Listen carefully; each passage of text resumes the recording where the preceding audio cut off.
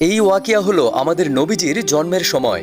যখন হুজুর সাল্লাল্লাহু আলাইহি ওয়াসাল্লাম জন্ম নিলেন তখন পুরো কাবা শরীফ নূরে চমকাচ্ছিল। তিনি প্রথম ও শেষ মানুষ ছিলেন যার জন্মের সময় পুরো দুনিয়াতে অলৌকিক ঘটনা ঘটেছিল। ইতিহাস সাক্ষী এত বড় জনগোষ্ঠী আর কখনো একত্রিত হয়েছিল না যতটা হয়েছিল হযরত মুহাম্মদ সাল্লাল্লাহু আলাইহি ওয়াসাল্লামের জন্মের সময়। যখন আমাদের পেয়ারে নবীজির জন্ম হয়েছিল তখন তিনি কোনো সাধারণ বাচ্চার মতো কান্না করছিলেন না। দাই নবীজিকে গোসল করাতে গিয়ে দেখে আগে থেকেই গোসল করানো ছিল। আপনার দাদা আপনাকে কোলে নিয়ে কাবা শরীফের দেয়াল ছুঁয়ে আল্লাহর কাছে শুকরিয়া আদায় করলেন। উপস্থিত লোকজন সেখানে বিচলিত হয়ে গেলেন। তারা নিজেদের মধ্যে কথা বলতে লাগলেন, এই নুরানি বাচ্চার নাম কি রাখা যায়। তখন নবীজির দাদা আব্দুল মুত্তালিব নবীজিকে কোলে নিয়ে মানুষের উদ্দেশ্যে বললেন, এরকম নুরানি বাচ্চা এর আগে কখনো জন্ম হয়নি।